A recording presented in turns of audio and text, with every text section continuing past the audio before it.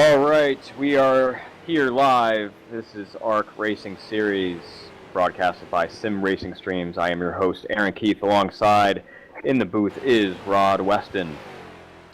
We are here for the Michigan preseason race number 1 on the docket before the ARC Racing Series kicks off their inaugural season of 2015. Right now, the drivers on the track are finishing up their warm-up laps before they will take into a 10-minute session of qualifying. This race is a money race. The drivers are competing for a $10 purse for first place, second place a $250 purse, and a random $250 purse for a driver still running at the end of the race. ARC Racing has put on several of these preseason races throughout the last few months, gearing up for their inaugural season. And this is the first one being broadcasted in 2015. Our fellow guest host, Rod Weston, has raced in a few of these. Rod, can you tell us how is it driving these street stocks on such a large track like Michigan? Oh, it's much different than driving it around on like a flat track or a real short track where you're a lot of throttle and braking. Here it's all about having a really good setup, one that gets around the track wide open. If you can run around here wide open and not chafes off any speed, basically not being too tight or too loose, you really will go real fast here. Plus the draft, it plays a really big part. Most of the guys that are running up front here tonight, they've been tucked right up underneath each other and drafting real well to get the speeds up. So it's going to be interesting to see. Plus, the nice thing is, too, they got a lot of room. There's a wide track out here, so they can run side by side. You'll probably see a few 3 wides and maybe even 4 wide, and it's going to be a lot of fun. The guy that can make it momentum carry it through the corner, they are going to be the ones that are going to run up front and possibly win. Right now, we have Dustin Adams leading practice with a 49.374 lap. He is on top of the leaderboard by just over a tenth of a second over the Fatheads Racing crew, Spencer Preet and Michael Cozy Jr., who are tied for second on that list. Fourth place is James Janili, and fifth is Matt Warwick Sr.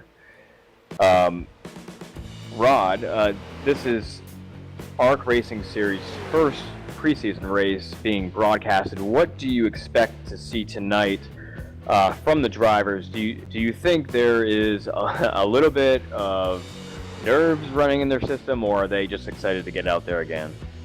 Well, I'm sure there's a lot of nerves going out there. A lot of these guys have been running pretty much regular every week, or even 3-4 times a week.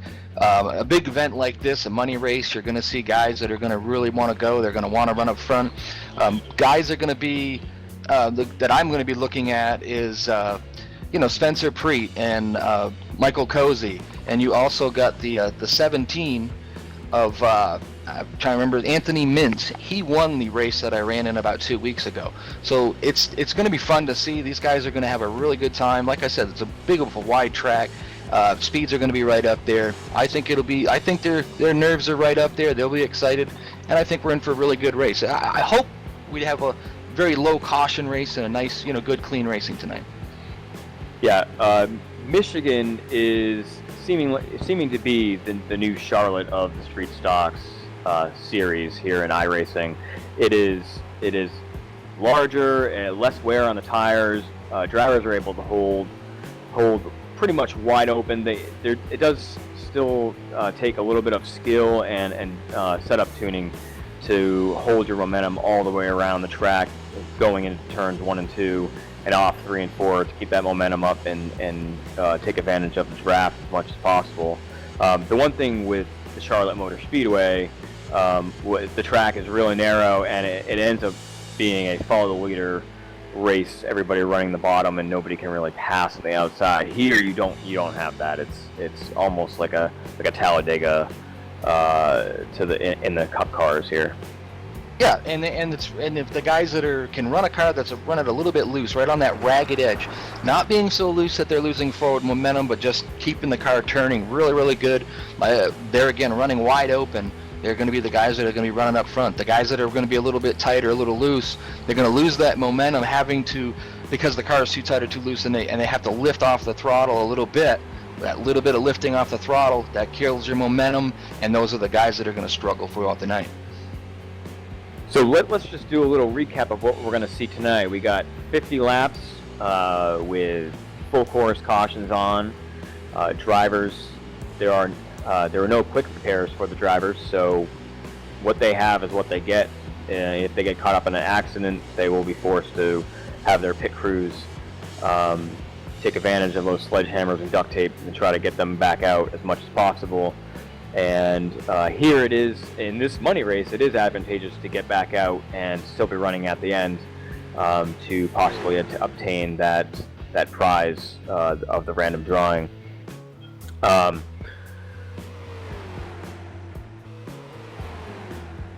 These cars that we're running tonight, they are basically a 1976 to 1981 Camaro. They still have the front stock frames in them, but the rest of the cars are fabricated. They're running, 350 crate motors. Basically, they're all templated bodies. They're about the same. The biggest advantage is the guy that can carry the momentum and keep the car going without having to lift. And you implement the draft. That's what's going to really, really get you more speed. So we'll see how it goes. Hopefully, like I said, we can run a good caution-free race and have a really interesting race to watch tonight. And now, as practice is winding down with the buzzer now sounding, drivers will now begin their qualifying procedure. So we're going to take a little bit of a break and talk to you about exactly what ARC Racing Series is. ARC Racing was formed in January of this year, and it basically stands for Ascending the Ranks of Champions, but it is different than most of the leagues you see in the iRacing industry. We are focused on a career-based brand of simulation racing versus a series just driving one car and just having one point standings for one set of drivers throughout a single season. Our league is one giant league comprised of 6 divisions ranging from legend cars all the way up to the cup cars that we see every Sunday running the NASCAR division. And we do this to simulate what a driver could experience in real-life racing, starting out on the lower divisions, such as a Legends car at Charlotte in real life. We race them at Lanier and South Boston and short tracks like that, all the way up to the Street Stocks division, which is what we are seeing tonight, and then up through the late models, finally up to the Truck Series, what we are now known as the Xfinity car, and then the Sprint and Cup car. With ARC being so new, we are starting in May with a qualifying series, which will determine who will start in the premier division for the Street Stocks. This series will be comprised of anybody who wants to enter the league before it begins, driving Street Stocks. So we could have an amount of drivers up from 30 to well over 100 drivers competing for 30 spots who will make up the Division A Street Stock Series once we get started later on this year in July. That qualifying series will be an 8-race season starting in May, running to July, and we will visit tracks like Michigan and have one point standings, and the top 30 drivers will essentially make the A division, with the remaining drivers competing for the B, C, D, and so on races every week. Now, can a driver basically, when they come in, if they miss the early part of the season, so they're not going to be in the Premier Series, they're not going to be in the Street Stocks that we're going to run for our Premier Series for now, they can go into the Legend cars and work their way by running smooth, finishing well, showing that they're a decent driver, and that will actually bring them in so that they come into the street stocks. Is that correct? That is correct, Rod. So if a driver, for some reason, hopefully we're reaching out to drivers now with this broadcast and with all the marketing that we do. But if a driver misses the qualifying series or essentially finds out about us after we start in July, they can essentially sign up then, and based on their I rating and their safety rating and their license class, that will determine whether they do jump into the Street Stocks lower division or whether they have to start in the Legend Series and then work their way up. Every season, so our seasons for the Street Stocks and the Legend cars run just like iRacing's seasons do. Every 13 weeks is a new season, so there's 4 seasons in a year. Once that season is up, if you are in the top X amount in the point standings, you will then be promoted into the next division. So if you were a new driver, you started in the lower division of the Street Stocks, you finished in second place, and we were taking the top 10 to move up, you would then be in the A division for the Street Stocks going into the next season. And then if you were in the A division and you finish in the top X amount, then you would essentially move up to the next division, which would then be the late models. I do say the X amount because some details are not finalized or not being released yet at this time. And to find out more about ARC Racing Series, you can visit arcracingseries.com. That's arcracingseries.com. The broadcast is up now at arcracingseries.com/live. You can also hit us up on Facebook. That's facebook.com/arcracingseries. Twitter, we have the Twitter handle, ARC Racing Series. And on our website, we do have an email form up currently where you can put in your first name, last name, and email address and join our mailing list. And we will email you when our next money race is or when we're going to be announcing any new releases of our website or any other further information as we start building and putting this league together. Now, other than your I rating and your safety rating, are there any other restrictions for drivers to be able to come in here? I mean, is there an age restriction? Is there,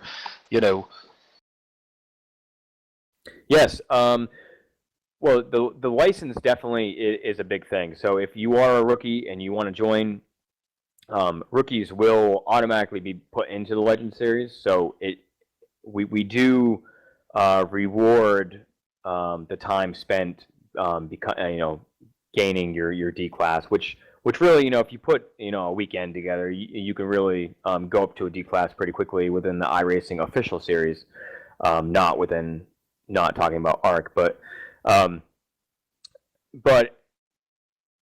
from so the license is very important. I'm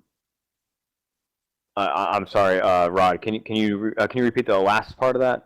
Yeah, I was just wondering if there was is there an age restriction on that, or just trying to help out people that are out there listening to the broadcast and thinking, well, geez, I might want to try that. I just want to make sure that they know if there's any age restrictions. Are there any other restrictions? Yeah. So the age thing, that detail still hasn't been worked out, but I believe it's going to be 13 plus, which is actually what iRacing legally has in their terms and conditions. So it will follow iRacing. So, and there will be, or there possibly will be, an age restriction for moving out of Legends. So if we do set that for something over 13 years of age, you would have to hit that mark in order to qualify to move on to the Street Stocks if you are placed in Legends when you first join. Yeah, I note that there's a few drivers out there. We've raced with a few drivers out there that are young, and they're still definitely learning. But we also raced with drivers like Michael Cozy and Spencer Preet and a few other drivers that are really got a lot of talent, and they've impressed me as their style of driving, their aggression of driving, car control, and just their patience. They I've gotten bumped by Michael Cozy before, but I was in his way. But there's drivers out there that have got a lot of talent, and even though they're young, they really show a lot of maturity racing with us. Yeah, right. We definitely wanted to take that into account with really good and mature drivers being so young. I believe they're 15 years of age, so we definitely don't want. We want to put parameters in place where we're not making them, go back into legends and work their way out because just by running in certain leagues, certain affiliate leagues in the past of in ARC's past or any leagues that other people are familiar with. People definitely know those names. They're becoming household names in the Street Stock Series. So we definitely want to reward the consistency and talent that they have displayed on and off the track. And so we're definitely working to curb our criteria uh, based on when somebody enters and then where they're placed initially within our six series league. Yeah, I also want to mention, it's like this here. We're here broadcasting. We've got drivers out there tonight that are driving, but we've also got three people that have stepped away, and they're not in their cars tonight. They're officiating the race for us. So I want to thank Mark Arthur, Elliot Leach, and Johnny Hentz for stepping aside and help officiate the race tonight. That's without them, we wouldn't be doing this because we'd probably have to be in there officiating. So really want to give them as a good thanks for helping us out. And Rod, I definitely want to echo that as well. Mark Arthur has definitely helped out the beginnings of ARC a lot. He is actually our director of competition, so he is responsible for mentoring and training all of our admins. And that's one thing um,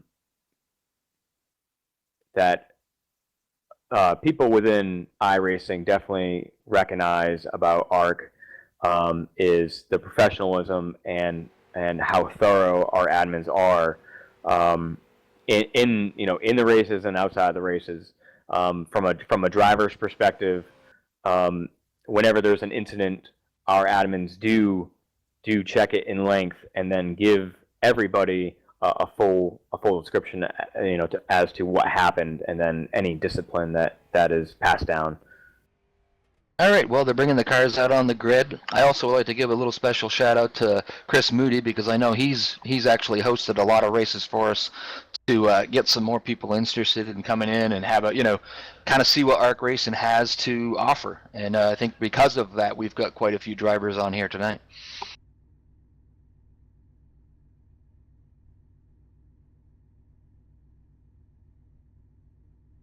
All right, yeah, it looks like we got the starting grid. Everybody's boarding their cars and taking them to the start-finish line. Looks like Kevin Rayleigh, with a time of 49.295, took the pole just about 0.2 of a second over Stephen Wetton, who will have the outside pole.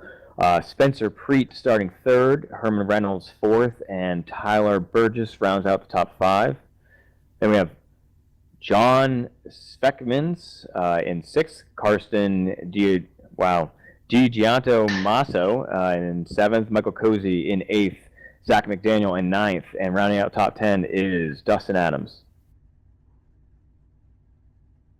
Yep. And Elliott Smith looks like is in 11th, James Janelle 12th place, Christopher Moody 13th, Derek Colson in the 51 starting the 14th spot, and Matt Warwick Sr.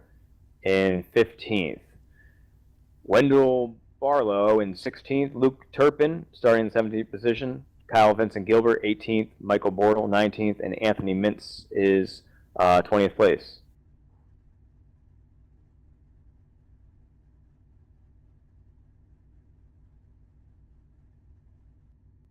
No problem.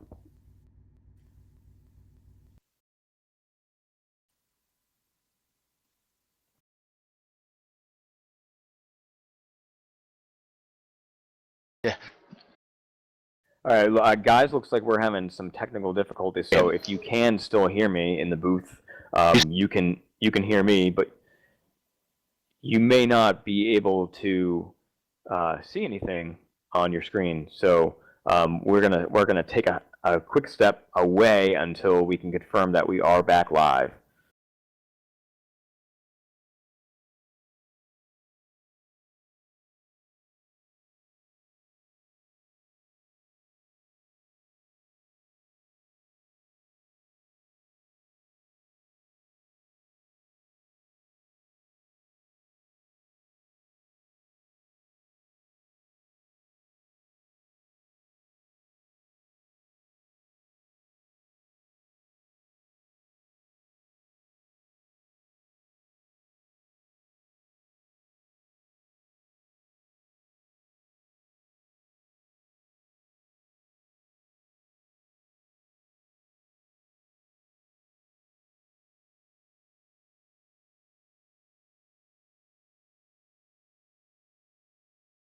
So I think you guys can still hear me. So we are just waiting for our cameras to come back online. So, and we are coming down to the grid to get the green flag.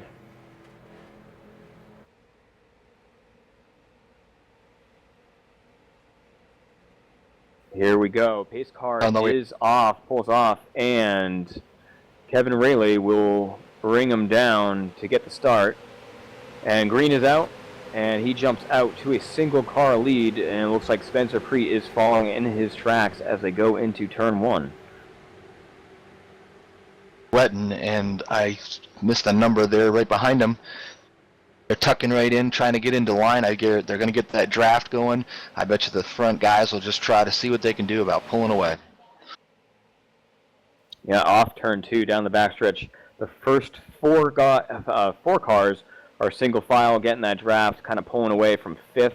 And fifth on back is now starting to get single file. The first two cars side by side is the battle for sixth. We have Michael Cozy diving underneath. I believe it's the 30 car. It might be the 30 car of Karsten. And now they get single file and will set their sights on getting that draft and catching the top 4. Lap 1 is in the books. Kevin Rayleigh leaves him down with Spencer Preet on his back bumper. Yeah, they've got right into a nice tight draft now. They're all going to just kind of see if they can't scrape right up there and get to the back of the leaders. Dustin's coming down there trying to get under the 30. You'll have to apologize for us too. We've got a bunch of new people that we have never seen before, or some we have, and you know, some of our old favorites. So sometimes we're going to trip over their names a little bit trying to catch up to see who's in what. That is true, Rod, and that is something I wanted to touch upon early on before the broadcast. Probably about half these guys we have seen, ran with. They've been part of some of our previous leagues in the past. But with this being a money race open to the public, we do tend to see a lot of new faces and new talent. So that's always a good thing. Yeah, one of the drivers out there tonight that I know of is a street stock champion. That is Michael Cozy. He won the street stock championship in the off season at Bullring Racing. I guess I'm not sure what there is, but I know it's called Bullring. And our admin for tonight, our competition director there, Mark Arthur, he was a street stock champion from XCal Racing. So we've got a few guys in there that have won a championship. I've talked to the other guys out here tonight. No one had won a street stock championship, but the 17 did win the race the other day. So I'd keep my eyes on him. He's not running right up near the front right now, but I'm sure he'll be working his way up there as the race progresses. Looks like we had a little bit of a skirmish going into turn 3 last lap, and I believe it is still remaining green. We'll try to see who was in that skirmish a little bit, but the last lap has been a side-by-side battle for first and third place as the top 4 cars remain side-by-side, kind of allowing the fifth place and on back. They're all strung out in one line, and they're catching them a little bit. Yeah, that'll drag them run up 2-2 up front. That'll drag them guys back there and bring them right up to the leaders, and then we'll start getting into some fun. Ooh, Spencer Preet just slid right up in front of a driver there. I do apologize. I do not know his number.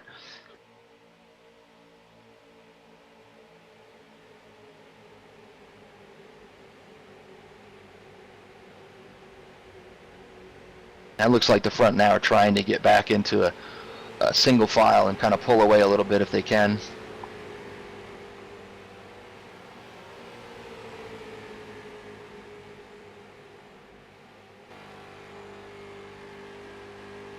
Yeah, it looks like a couple laps ago, going into turn 3, there was 3 cars that made it 3 wide. We had the 68 of Eric Rodriguez, the 24 car of Michael Bortle, and the 8 car of Wendell Barlow, making it 3 wide going into the corner. And the 8 car and the 24 just kind of ran out of real estate, got into each other, and they collected the 68 in the backstretch. But it looks like they slid down in that large amount of pavement that is down the backstretch, and they were all able to continue. I believe maybe some of them took an instant tow, or maybe booted themselves out, but it was good. Nobody stopped on the track, and there was no yellow.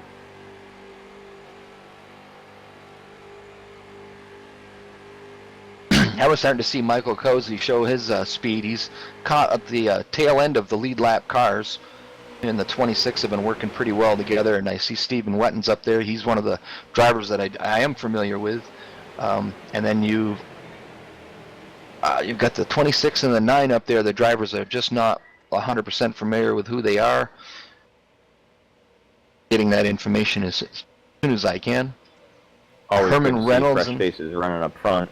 Yep. As the 9 car is Herman Reynolds, as Rod was just mentioning. He is now in a tight battle with Stephen Wetton. Wetton up high. The 9 car looks like will prevail, and the 26 of Tyler Burgess now challenges Stephen for the 5th spot. Behind them is the 88 car of Michael Cozy Jr., who we mentioned is the reigning champion of the Bull Ring series, which runs every Saturday night. He gives Burgess a little shot in the back, gives him a little bump, and says, "Hey, let's go to the front." Caution flag is out. Caution flag is out. It's like Rod is right. Caution flag is out. There's a few cars hanging back. Looks like a few cars way back in the pack, and we're gonna take a look at that and see what happens.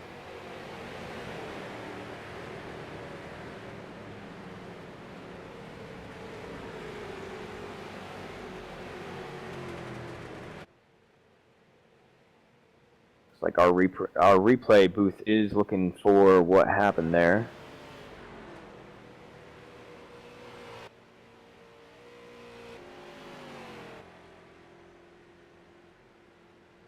Spencer Preet was all over the 10 there of Kevin Riley.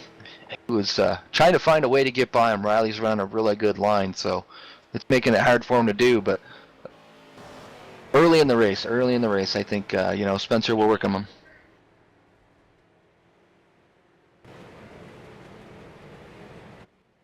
All right, looks like we got word that it was a 39 car who maybe self-spun. That's Chris Gall. Who looks like he was in maybe just outside the top 20 at the time. But we've got some interesting things going. All drivers pitted except for the number 10 of Kevin Riley. He stayed out, so that ought to be an interesting to see how well those tires, which they've only got a few laps on, but I think some of the guys are probably thinking that maybe they can stop, get some fuel, and possibly if they get enough caution flags, they can probably go the distance on fuel. I am not sure how far they can go on fuel, but we will find that out.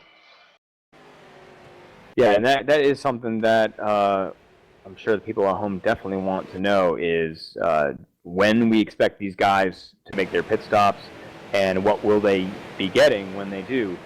I believe the longer you run on tires, the faster you get. I believe talking to a few guys down on pit road before the race, initially, if you do get tires, you do get a little bit of speed out of that goodness of the fresh rubber, but.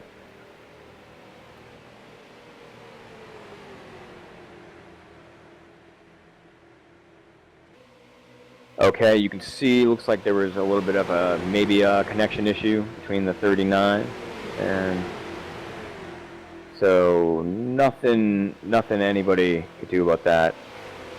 Well, while Aaron was talking about what happened in the accident there, I managed to sneak off a little bit here and was able to jump on with Cozy's crew chief and ask him if he can make it on fuel from here, and there's absolutely not. There is no way that they can do from here on fuel.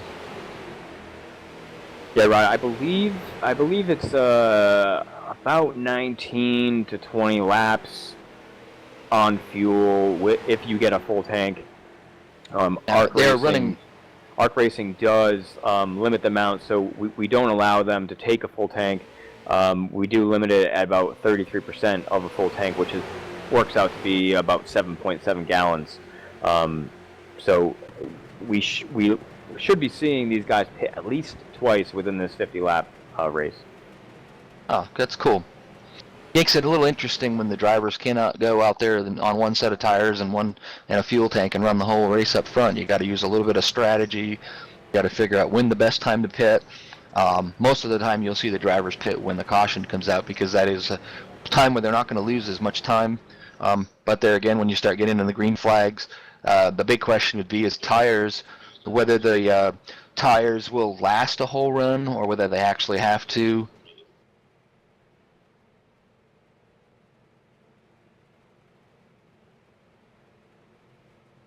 Looks like in 5th and 6th place we have those Fathead teammates. Fatheads is the name of their street stock racing team. That's Spencer Preet and Michael Cozy Jr. I think you get Michael's Cozy and Spencer Preet together up front. Those are two guys that have raced together. They're teammates. They will race together real well, and so they'll actually get together and probably try to see if they can draft past the 10 and the few other cars that are in front of them. Them two guys really, really work well together. Yeah, that's what it looks like, Rod. I'm wondering if maybe they have, if maybe Preet kind of backed off a little bit and maybe was going back there to pick up his teammate to bring him to the front on this restart. Now I know Michael Cozy and Spencer Preet, where we came from, they were teammates over there. They're two guys that you get them on a track like this, they work well together. They will work, they'll push each other, they'll help each other out. But what's really fun is when it gets down to the nitty-gritty and about 5 laps to go, there is no team orders between the guys. They race hard, and they will both be going for the best position that they can grab. Yeah, and if you ask them about that, Rod, their famous phrase is they go ham on each other. So yeah. If we should be so lucky to see that with the white flag going there side by side, I think everybody at home would be going home happy. Yeah, they put on a show. They're very respectable drivers with each other. They run side by side. They do good. But when it comes down to it, boy, they're not afraid to put a fender each other, and they don't try to wreck each other, but they just try to make it difficult. Looks like the lights are off on the pace car, and the front two are eager to get going. The pace car is off, and Kevin's kind of laying back, and he hits the gas and takes the green flag and pulls away from second place just a little bit. Do note that the starts do happen on the leader. They can go at any point once the pace car has all 4 wheels off underneath the yellow line. Yeah, he got an excellent start. He timed that just right. He didn't jump the start. He hit it right on the green, and he went, and he actually waited for the green. Most of the drivers will just, the rule states that the pace car has to be off the road, all 4 wheels down on pit road, and he timed it perfectly, and he actually kind of slowed down the inside line behind him a little bit, which really gave him the ability to get a good run right ahead of the field. And I'm going to be interested in seeing whether or not it is like a Talladega race with the Cup cars where the caution is out again. Oh, we have a big wreck in the middle of the field. Cars flipping down, just coming off turn 4. Yes, that is a big mess.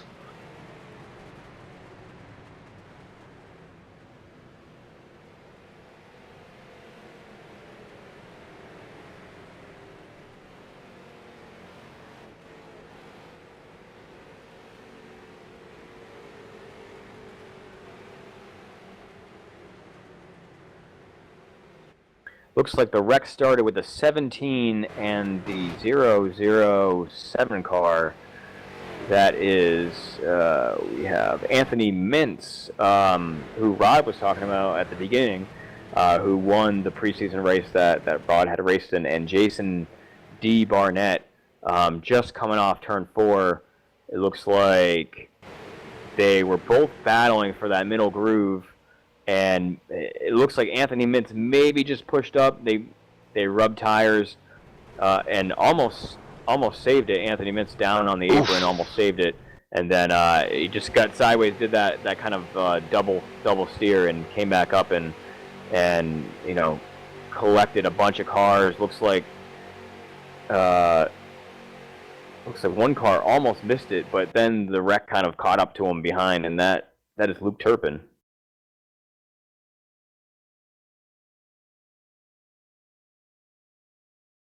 It was a pretty close race in there. They just looks like they just got racing hard for the same position, like you said.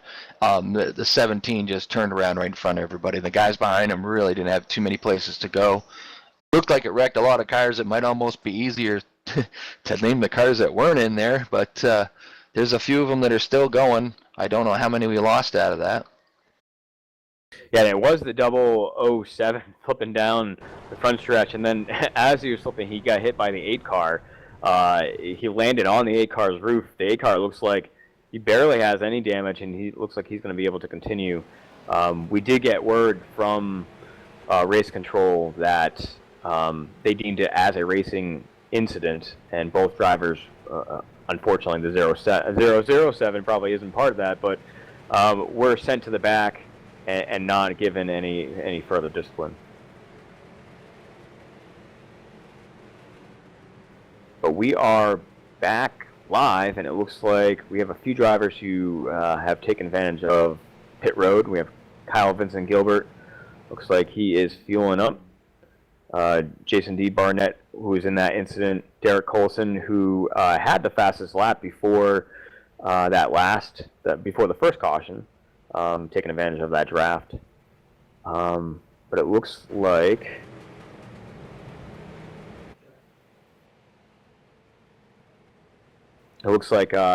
Andrew Packer has assumed the top spot, and I'm guessing that is because our former leader Kevin Rayleigh pitted on that second yellow of the day. Yeah, I just went down and talked with or got to get hold of Mike's crew chief there. Sorry, I think it was Mike or the 17. I apologize. Anthony Mintz. I asked him how his car was. He said he didn't really take that much damage. He didn't see any problem where he shouldn't be able to still do well and hopefully finish pretty close to the front. So now we have Andrew Packer up front leading his first laps of the race. James Redmond, who seems to be the bridesmaid every time there's a caution now, so he is still in the second position with Christopher Moody, who has made a big jump from his starting spot. He qualified 13th, is now up to 3rd. Zach McDaniel in 4th, and Stephen Wetton, who qualifying well but then fell way back at the beginning, is in 5th. Yeah, the two drivers that are up front are new to us. I know we have raced with Christopher Moody. If he's right, he should be able to be up there and stay with him and run real well with him. He's a fairly clean, fairly decent driver. Our 4th place driver, the 48, he's not one of our regulars. Zach McDaniel. Yeah, that 48 car is Zach McDaniel in that purple-looking machine. Now, let's talk some pit strategy here, because as we get the one-to-go signal, it's now we're now working on lap 16, 15 in the books. Theoretically, if our data is right and you have to pit every 19 to 20 laps, it looks like this was the perfect opportunity to come in, get that first full tank, make it until like lap 34, 35, and then pit, then hopefully a caution falls your way, and then you spend the last 15 laps running your tank dry. Now the big thing with T2 is it would be nice to find out if drivers are taking 2 tires, 4 tires, or they're just taking lefts, or they're taking rights. We'll have to see if we can't get some of that information for you. That is a good point, Rod. I expect that there is a various amount of pit strategies all throughout the field, and I'm going to go out and assume that some of the guys up front, or within the top 10, 15, are some of the guys that pitted on that first caution. They got that splash of fuel, and now they see themselves with great position as we will be getting the green flag in just one more corner. Yeah, it's easy to pass guys on pit road. A lot easier than sometimes it is to do it on the track. That is for sure. It looks like the top 2 have kind of bunched up the field. Maybe a little bit of carnage in the back as some bumpers get hit a little bit, but we do get the green flag now, and and the first place car of Andrew Packer does jump out to a good lead on second and third, but back in the pack, probably about 15th spot, we see Michael Cozy making it 3 wide with a bunch of other drivers. That might be a little dangerous on fresh tires before the tire pressures have gotten back up, and they're still going 3 wide down the backstretch with Spencer Preet on Cozy's back bumper trying to push him through. As we said before, you get those two guys together, they will definitely work with each other until it gets down to the nitty-gritty. Christopher Moody was able to make it past the third-place car, and he is now in second, hunting down the leader.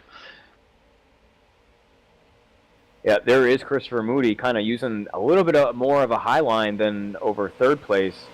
As you are right, he is hunted down that leader. He takes it across the line and swings out wide to get a run on that 67 car of Andrew Packer running that Tasmanian machine on the hood. But Moody has a run on the high side, and it looks like he is going to get that run down the backstretch, keeping that car with the RPMs blaring high. And Stephen Wenton now making it 3 wide down the backstretch. We'll see how it turns out as they race into turn 3. It gives him plenty of room. Christopher Moody definitely carried the momentum. He wasn't lifting at all. He had the car, just going and rolling as fast as he could. He's gotten himself out front in that Monster Energy car, and now everybody behind him is they're trying to figure out what they need to do. The 32 is on the outside. He needs to get in line. He's going to probably go backwards because he's not going to have the draft, which will probably put him back into the 5th spot. Yeah, that 32 and the 67 don't look like they're too happy with each other as they were bumping and banging their quarter panels a little bit in that last corner. Again, that was Andrew Packer, our former leader, and then James Redmond, who has been finding himself in second place a lot. Second a lot, but never first so far in this race.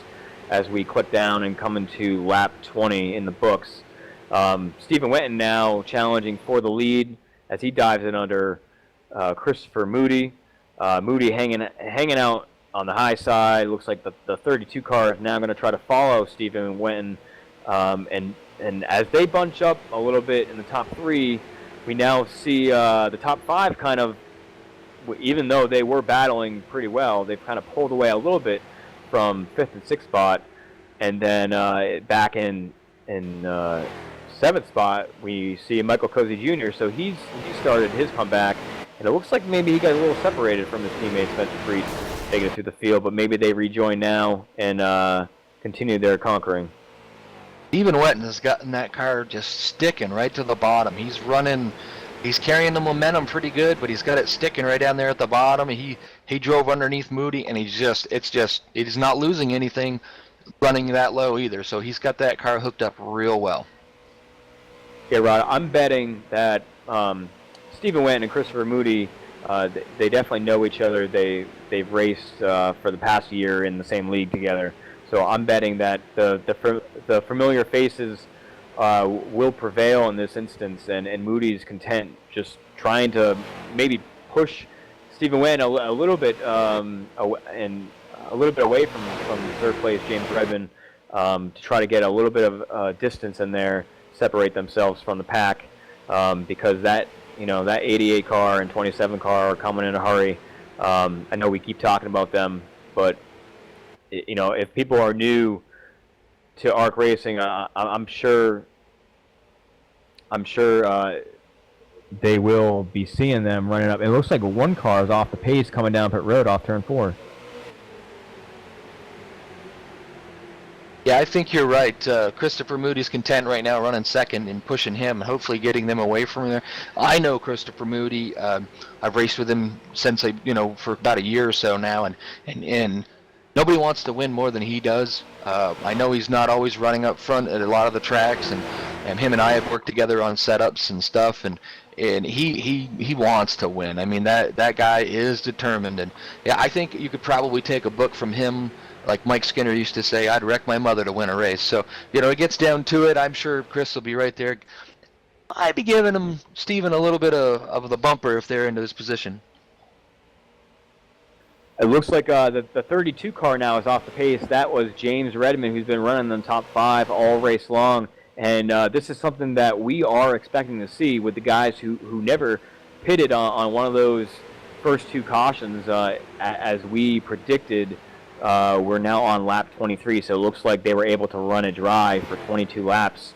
And James was just praying for a caution, so he didn't have to come down under green conditions, especially with how these cars fill up.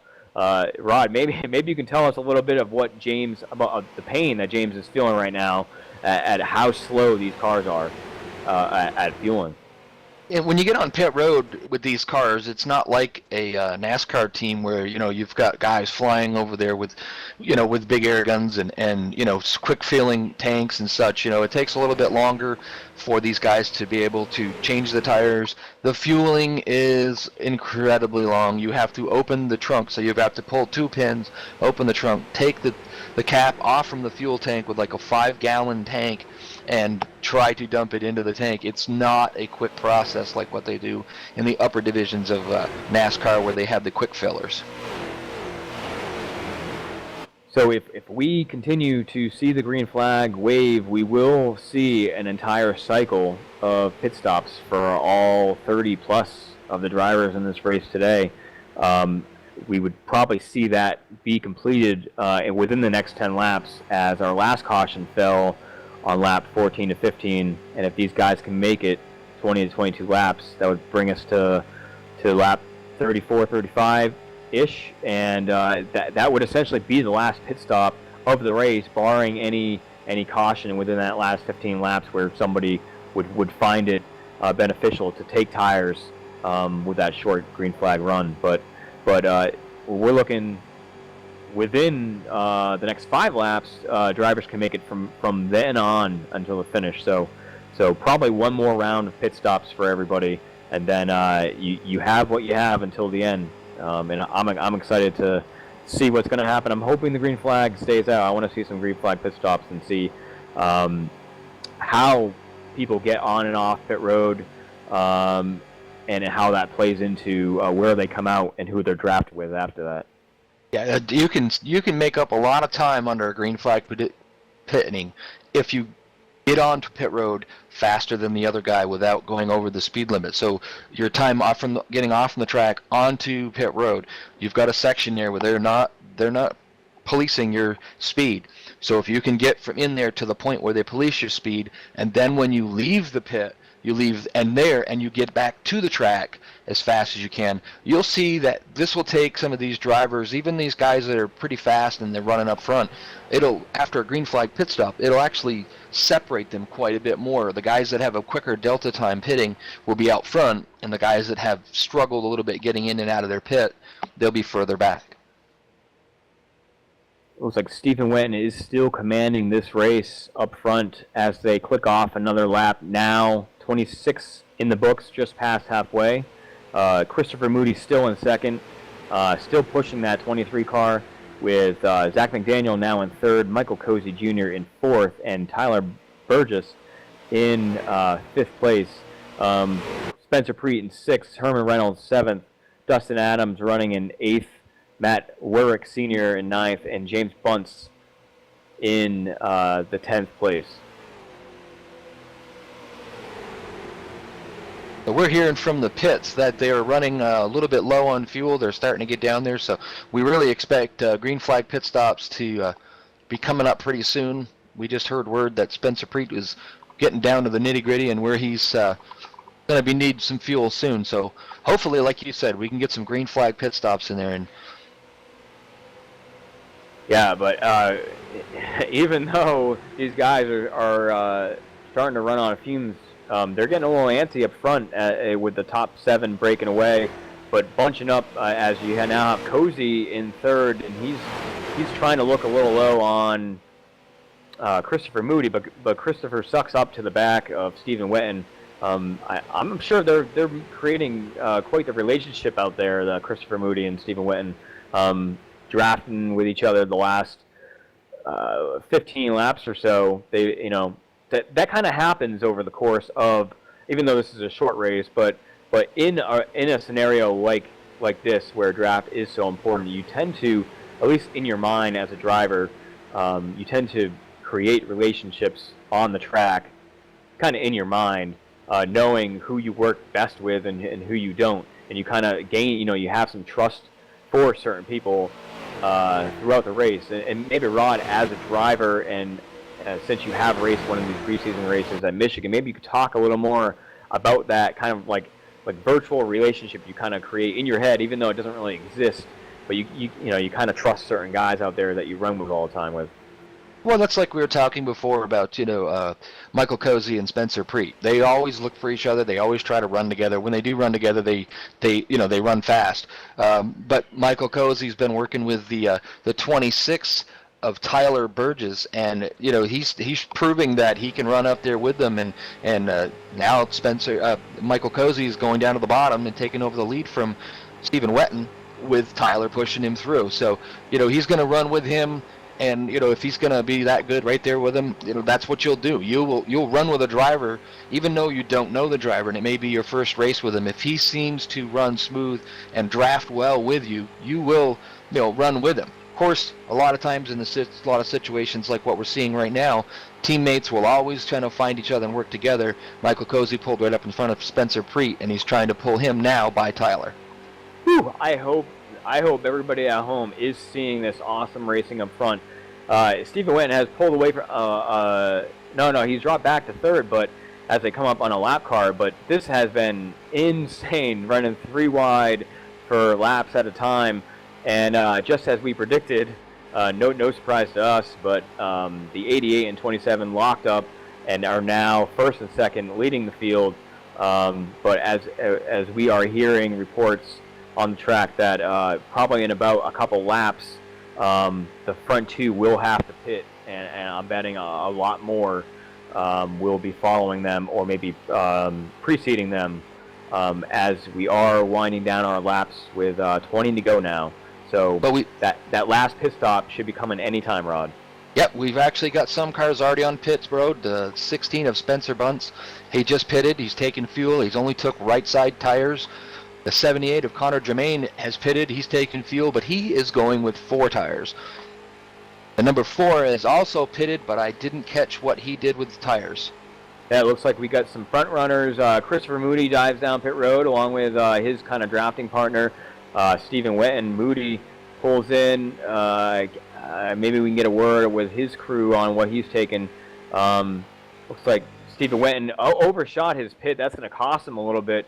He had to back up just a few feet as his front went over that yellow line. You have to be completely in the box to service your car. And he may call an audible here and maybe not get tires or maybe just get fuel only. Looks like I haven't seen the car raise up, but it could be just an illusion. He may be getting tires. Christopher Moody is still sitting there in pit road. So again, as we talked about, these cars take a long time to fill up, and this is only 7 gallons. Imagine if it was the full 20, 22, whatever iRacing allows these cars to have. So it looks like Christopher Moody is off now, and Stephen Wetton is still sitting there. So that time, as he had to back up, did cost him. Yeah, Moody took 4 tires. The 48 took 2 tires. Zach McDaniels. Yeah, and that will be interesting to see at least on the speed chart, what happens.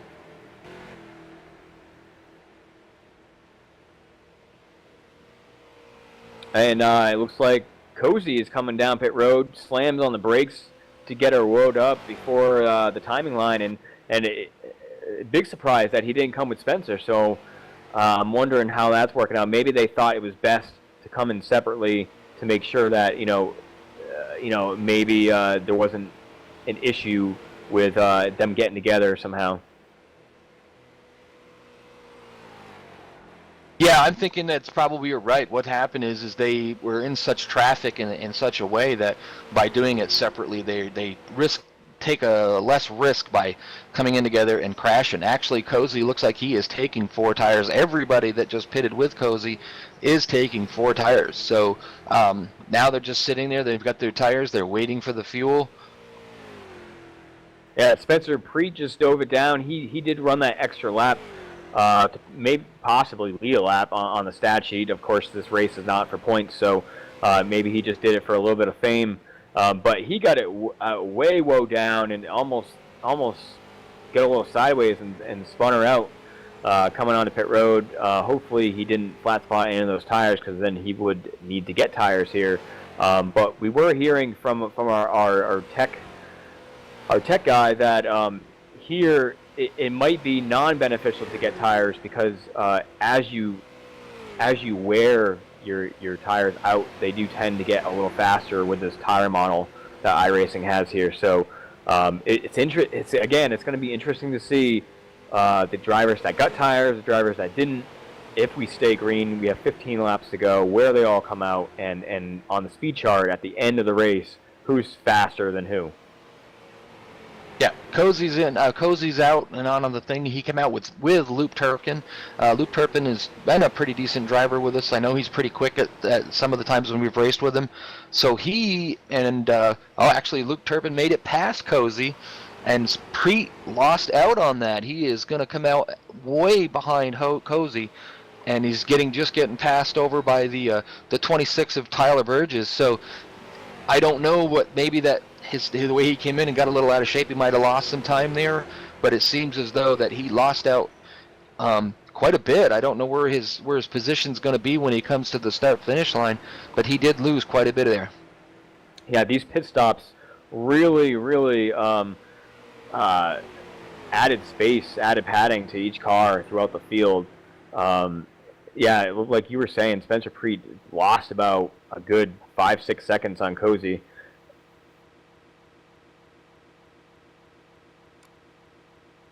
Looks like you were right. Luke Turpin did come out the winner. I'm wondering if maybe he pulled some strategy and short pitted a little bit.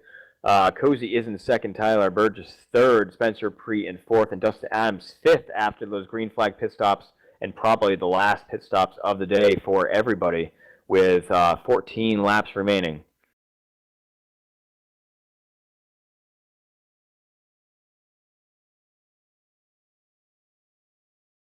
If you guys are watching at home, I'm hoping you can still hear the excitement in my voice. But it looks like some of our video is being a little disgruntled. So hopefully you can hear the excitement in Rod and my voice as they're coming down to finish this race. 13 laps to go. Luke Turpin is in the lead again, with Michael Cozy following just 9/10 of a second behind him in second place. Last lap by, Cozy was 1/10 of a second faster. Tyler Burgess and Spencer Preet were actually 2/10 of a second faster than Luke Turpin, but they are 1.8 and 4.1 seconds respectively behind the leader. I think if you can get Tyler Burgess up there to Michael Cozy, they will probably run down Luke Turpin. I just don't know how, that's going to – it's a time thing. He's gaining on him a little by little. We're down to, 12 laps left to go. It's going to be close unless, like I say, Tyler Burgess can get there and starts getting right to the bumper of Cozy and pushing him. Then he'll get there much quicker. Then it'll be – right now it looks kind of sort of like it's a three-way battle. The other cars that are behind don't have much for drafting help, so right now Luke Turpin is running away with it, but I think if they can get together, there's a possibility they can catch him. Yeah, Rod, I think you're right about that. For the people at home who don't have the eyes at the moment, Tyler Burgess has caught Michael Cozy Jr. For the second position, but my bet is that Cozy could have backed up a little bit, using Tyler's front bumper as strategy to gang up and draft each other and try to catch that first place car of Luke Turpin. Cozy did lose 0.3 of a second over the last 2 laps, but again, I believe that maybe he was backing up a little bit to catch Burgess, so then they can make a run to the front. That looks like that might be the only challenge for the race win, these top 3 cars having a chance to claim that top spot. But I do want to give a call out to Luke Turpin, because I believe he either got a piece or just avoided that wreck where where we had the 007 rolling down the front stretch. Turpin was way back in the pack. I'm guessing he went to pits under that first caution to use a little strategy to get that fuel, and somehow managed to work his way up to the front under green flag pit stops. Hopefully, he has enough gas to make it the rest of the way and possibly pull off this upset win here at Michigan today.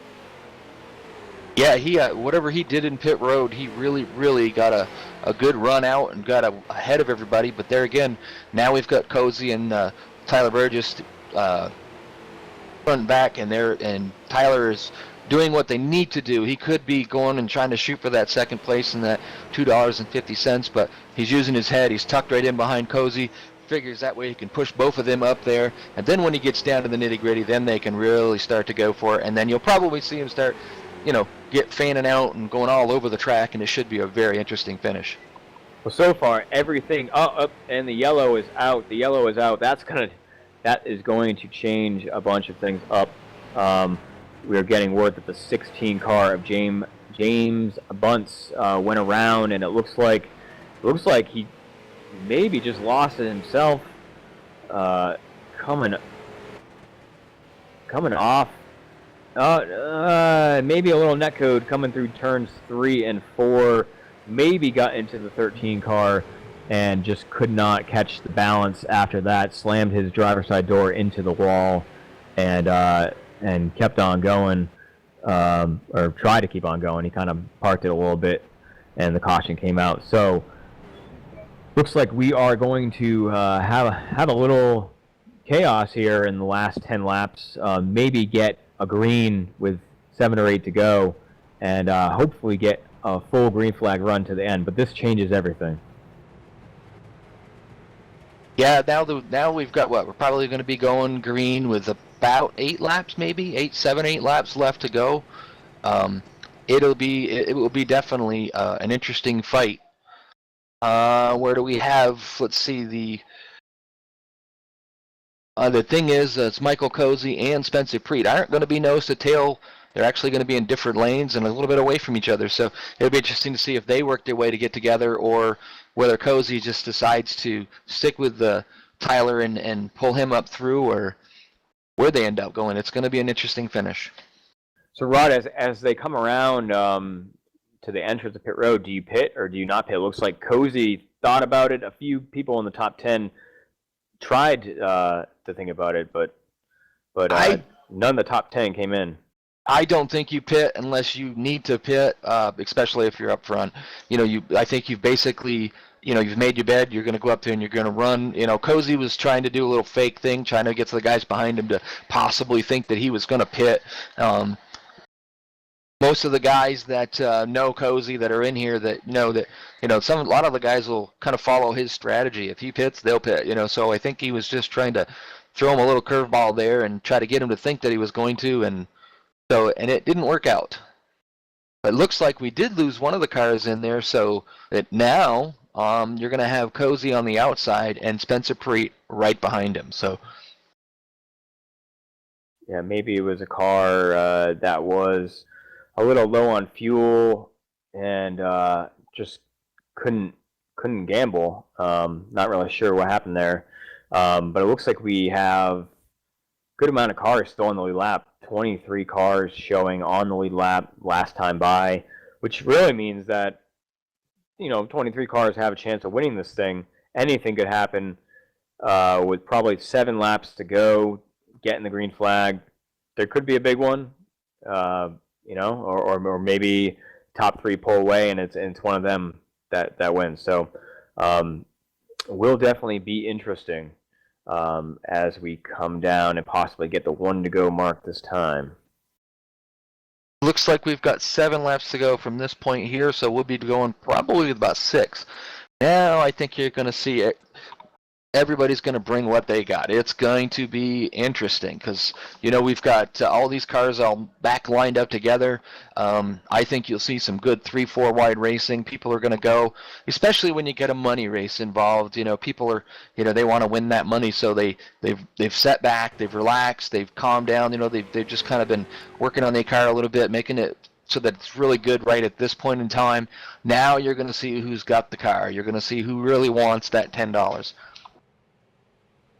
Yeah, it looks like they did get the one to go signal, and the field is starting to bunch up. And looks like the top 6 are ready to go, cleaning off their tires. And a little confusion back in the pack as to where they should be, but looks like they're getting that settled up a little bit and ready to go. And we will have 6 laps to go when we get the green this time by. So if you had to place your bets from here on out, when you got Michael Cozy up there in the front, you got, and also with Luke Turkman, you've got Spencer Preet up there. The 26 of Tyler, he's been running really, really strong tonight. The 30's been up there good. Dustin Adams is really good. The 9 has been good. Where do you place your bets? Just because they're up front, that doesn't necessarily mean that they are going to win it. You've got guys that can use the draft and slingshot and whatnot. Where do you place your money, Aaron? Where would you place your money? Well, I don't think Luke Turpin, even though he's been fast and has used some strategy to get there, I don't think he has any friends yet. So, and we're coming down to 6 to go. But I'm looking at Moody and Stephen Wenton, who are kind of. It looks like we're not going green this time. It looks like we're going to get one more to go, but it gives us a little more time to figure out who we think is going to be where at the end. But I guess if I was in Vegas right now, I'd place a quarter of my money on either Moody or Stephen Wenton coming from looks like the 7th and 10th place maybe. It looks like Stephen Wenton might be in 7th and 10th place to come up there and win it, or obviously one of the favorites, the 88 and the 27, which are now nose to rear, getting this green flag. I think they're going to be the ones who it's everybody else versus them to take it from them. But yep. But I think Luke Turpin is the wild card in there. He's not intimidated by them, and he will give them a run for his money and try to possibly break them up so they can't gang up on him. But he definitely has a knack for always being in the front for a money race. Yes, he does. That's actually how he became green one flag of our. Is out. Green flag is out, and Turpin leads him down and does be the first car to the line. Him and Cozy pull away a little bit from 3rd and 4th place, but Cozy's going to fall right back in line, coming into the 2nd turn and coming off down the backstretch. It's going to be Luke Turpin and Michael Cozy Jr. 1-2. Then you've got Tyler Burgess and Spencer Preet side by side in the back with Dustin Adams and the 30 of Karsten. I'm not even going to try that. I'll just say it's Karsten, and I'm going to leave his last name a no because I think I'll butcher that. That is a wild one, Rod. Yes. Oh my gosh. Turpin gets loose body slam. Oh, wow, and he saved the side it. of Cozy's car, and now he's falling back. He's not afraid to rub fenders with people, but it almost looked like Cozy just came up and tried to make some room, and now we have 2 other cars tangling on the infield. That's the 17 car and another car get together and slam the inside. Not sure. I don't think we have and there's the caution is out, yeah. Because iRacing does not provide us with that. So that might be the race, which if it is, Tyler Burgess may have just stolen this one. I think you're right. I think he's going to come up with it. I don't think we're going to go green. And yeah, hats off to Turpin, though. Wow, that was a save. He had that car sideways. He had what we call a tank slapper. He was going back and forth with that wheel, and he managed to save that and keep it going. Granted, he lost a lot of positions, but he saved it and kept right on going. So they just took the 4 to go mark, which means that if this is a quickie caution, we might get a 1-lap shootout. Maybe we can get word from the admins on what they think, and forward that information to our viewers at home. But it's been a pretty good day for Tyler Burgess. Rod, you made the comment that he was kind of Cozy's dancing partner a little bit in the middle of the race when Spencer Preet was kind of a little bit behind. So it almost bodes well for him that he ends up getting the lead kind of off that Turpin and Cozy mistake there, who slowed down Cozy's momentum, and Burgess was able to take advantage of that. There's one thing, though. If Tyler Burgess ends up winning this race, he definitely earned it. He's run up front most of the night. He's run in the front to the middle of the pack. He's been right there running with what we consider some of the top drivers in the street stock division that we know of. He has been very impressive tonight, working well with other drivers. And like you said, the door opened up. He saw the advantage and took it.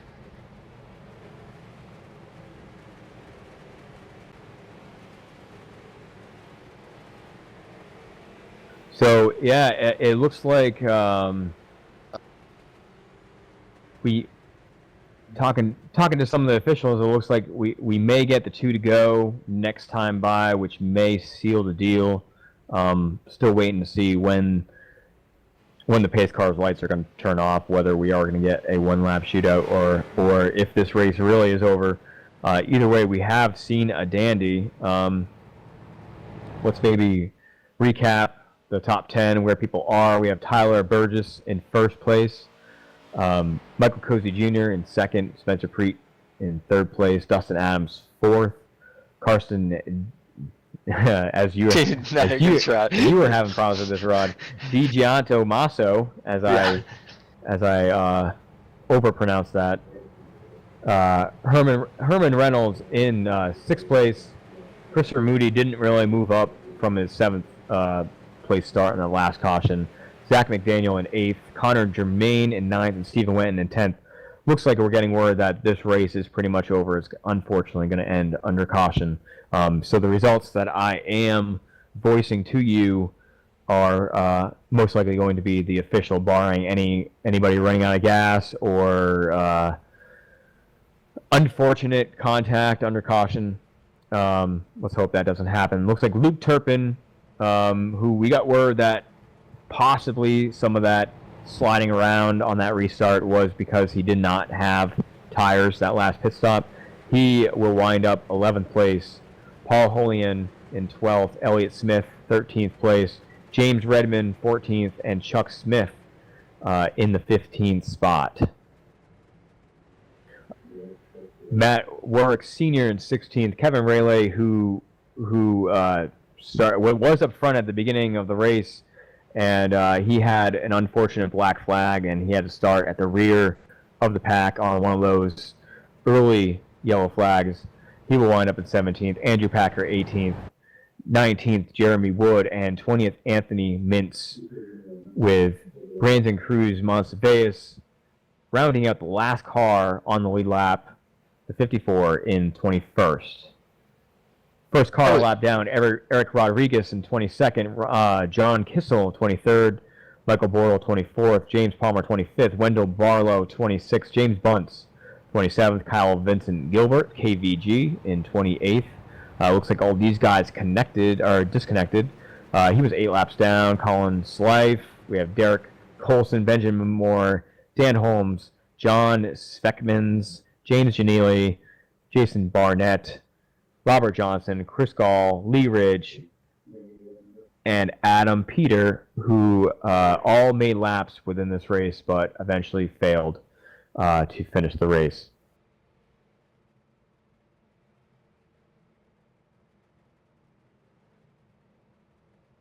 But that's going to be the race, and I tell you, I think Tyler Burgess did an excellent job tonight. Want to thank all of the drivers that came and run tonight. Obviously, without them coming, we wouldn't be able to do this. So they put on a great show. We only had one big one, a couple of smaller accidents. So all in all, it was a fairly good, fairly nice, clean race. I guess I picked wrong. I figured Cozy or Preet, and we got a newcomer to us, Tyler Burgess, who just ran the great race. He earned where he got it and made the right moves throughout the race. And congratulations to Tyler Burgess on the win.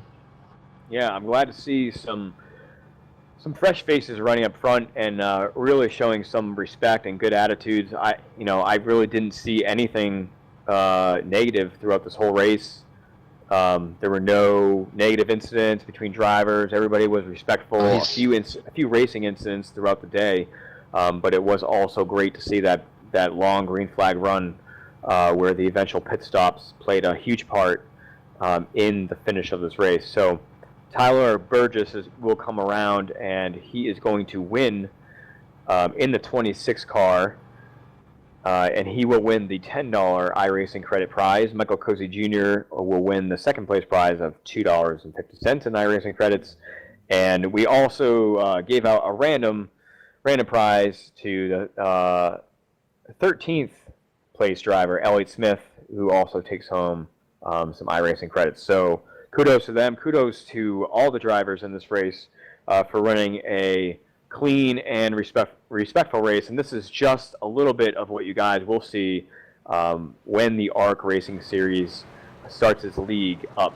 And again, we have our qualifying series starting up in May of this year, and that will determine where the drivers start the actual league start, which will happen sometime later on in July of this year. Now, I have called up Michael Cozy on the radio here, and he's our second place finisher for the night. Michael, could you get him? I mean, if the caution didn't come out when it did, do you think you had something for Tyler Burgess? Yeah, can you guys hear me? I just want to make sure you can hear me. Yeah, we can hear you. Yeah. I don't know. I wasn't really thinking about that. I don't think he really should have been in front of me to begin with. I mean, I made that move on Turpin. I don't know if that was my fault or not. I don't really think it was. If it was, I apologize. I don't know if that really mattered or not. But once we got together, it just kind of upset my car, and 26 got underneath me, and I just couldn't quite get back down in front of him to block him. But I don't know. I'm just kind of upset at myself. I think I could have been out front when the caution came out, but yeah, I definitely think I could have got back around him. Spencer would have been in and around close to me, so I'm sure we probably could have worked something to get around him. But I'm happy to get second. Just kind of kicking myself. I think I probably could have got that win, but it is what it is.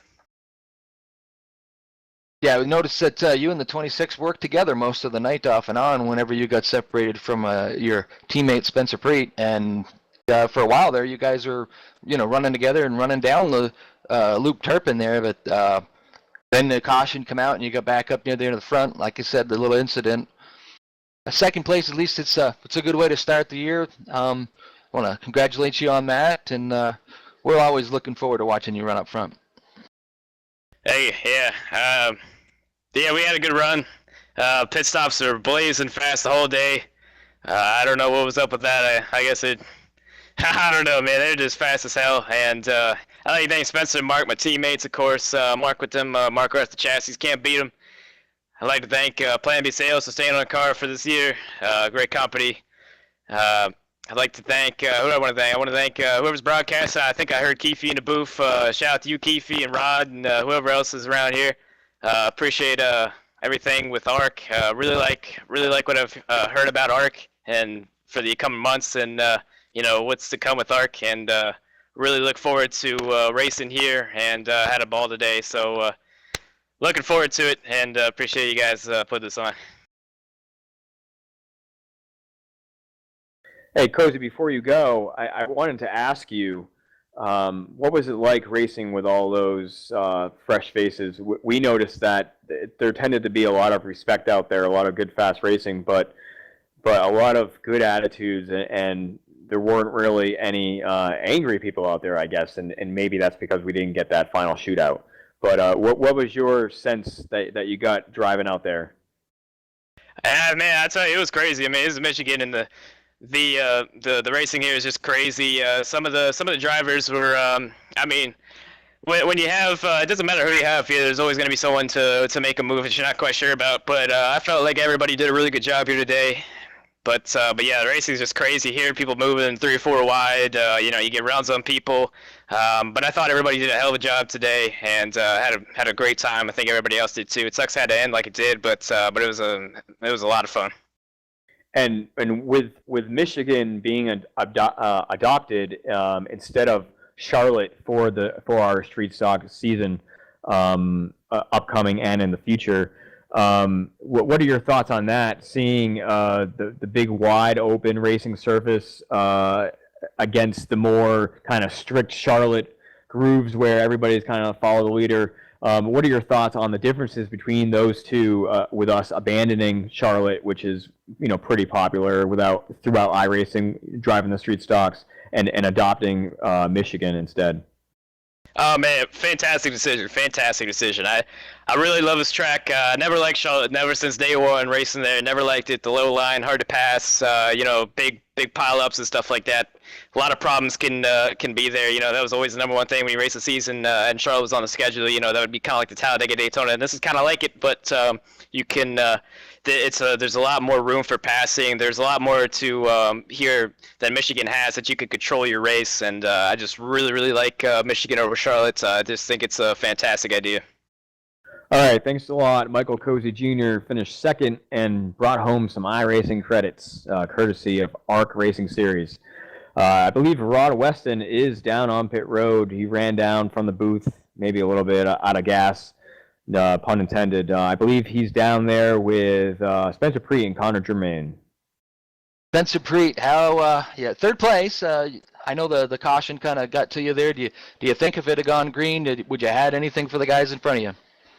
Well, the original game plan was because I knew the caution was going to come out eventually with that restart with 6 to go, I think, and I knew it was going to come out, and I knew it was just a matter of time. So I was just trying to get to the bumper of Cozy and see if I could help him, but I had a terrible restart. That was one of my worst restarts in a while, and I kind of had to sit back there and fight with Tyler, I think, and just kind of let Cozy and Turpin settle it out. And by the time I got up there, caution had come out. So I don't really know what I would have been able to do. I was really just trying to see if I could get Cozy the lead and me into second and see what happened from there. Yeah, I noticed that you and Cozy tried to get together most of the night, and most of the time you were, but then it had a few times there where you guys kept getting separated by the eventual winner, Tyler Burgess. So, you guys were really working well together tonight.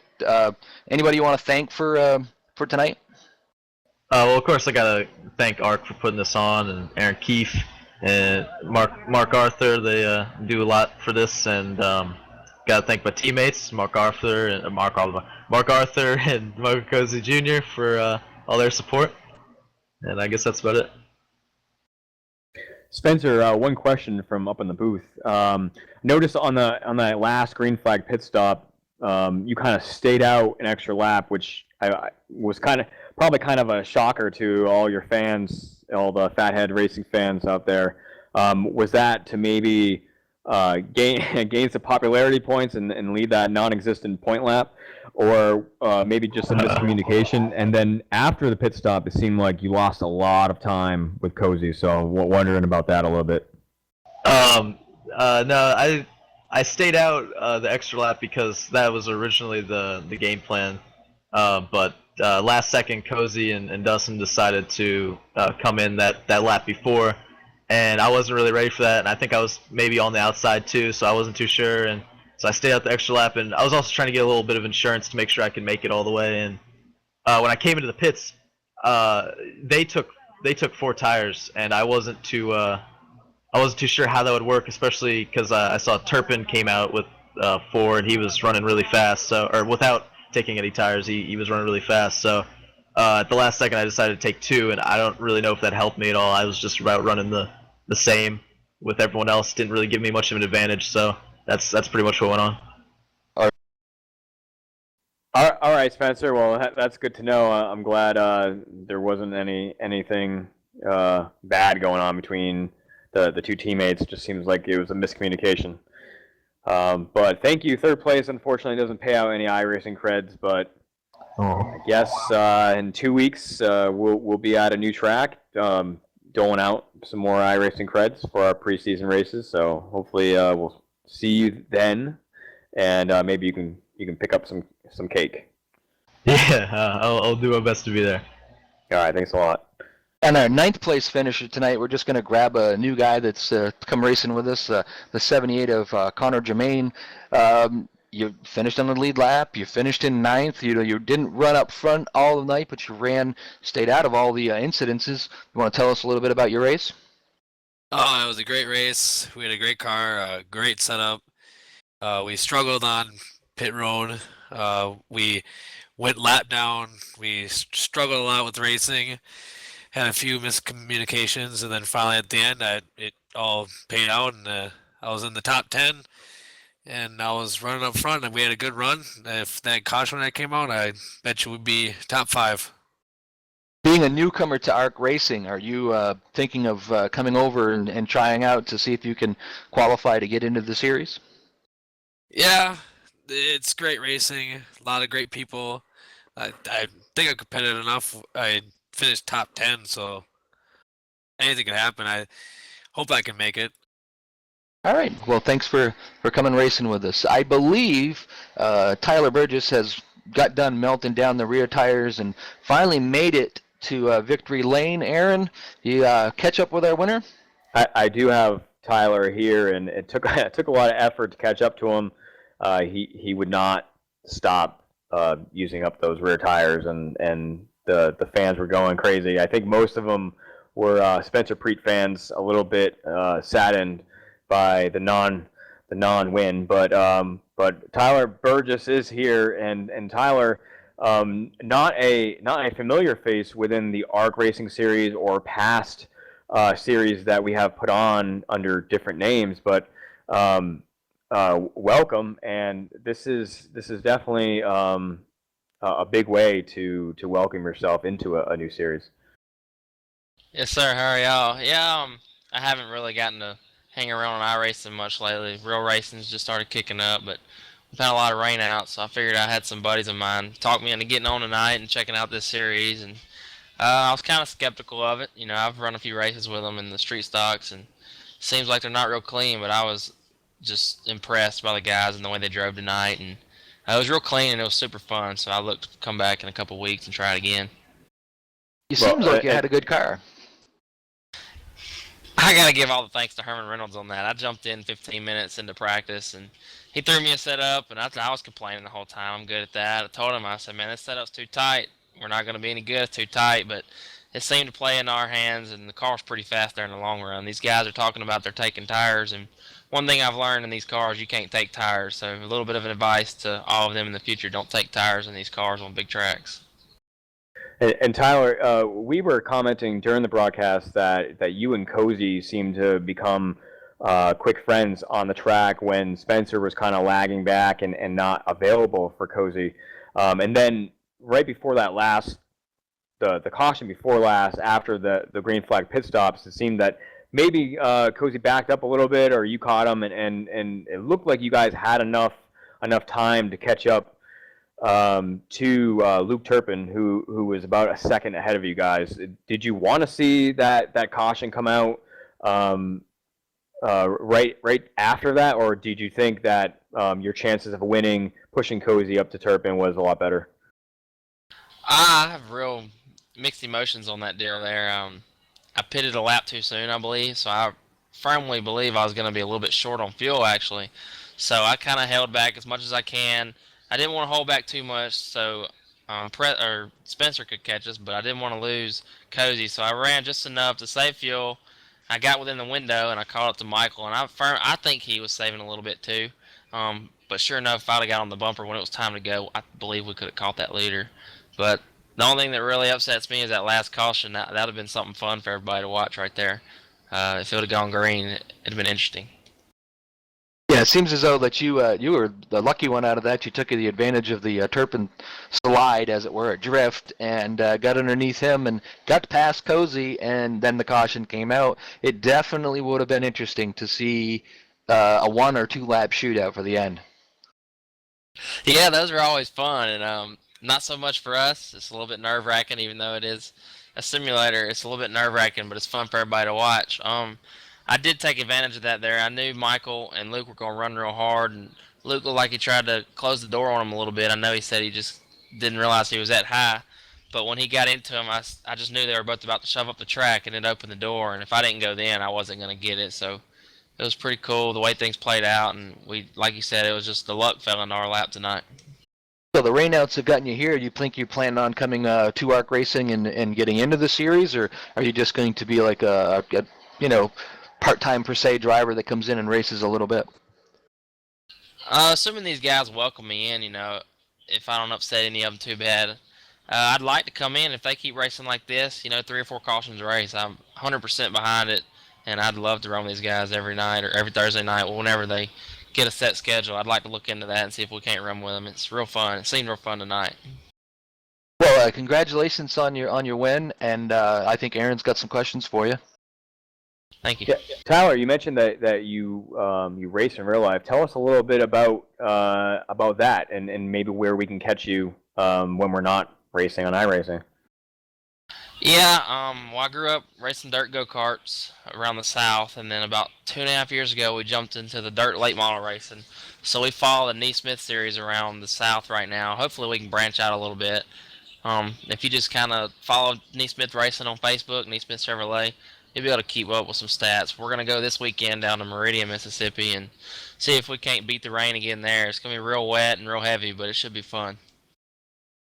All right, Tyler. Well, thank you for coming out tonight, and we definitely want to see you out more. We definitely value drivers with good attitudes, clean, and who can hold their own in an interview after the race. So we appreciate that. Congratulations. You'll be seeing your iRacing creds in your account shortly after this, and we'll be running another money race in 2 weeks from today. So we hope to see you out then.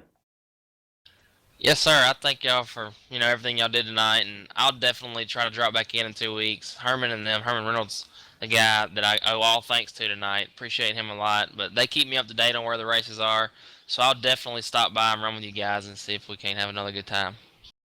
I appreciate it, Tyler. So that is it for the ARC Racing Series preseason race number 1 of 2015. So for ARC Racing, all of our officials, sim racing streams, seem like we had a few technical difficulties, but there are and will be some kinks that we'll be working out over the next few weeks before the start of the season. But that is it for tonight. We'll be back in 2 more weeks. Make sure you check us out, arcracingseries.com. You can watch us live, arcracingseries.com/live. Get us on Facebook at facebook.com/arcracingseries. And check us out. Yeah, don't forget Sim Racing Streams. Look them up on Facebook as well. And we'll hope to see you again and give you a good show 2 more weeks.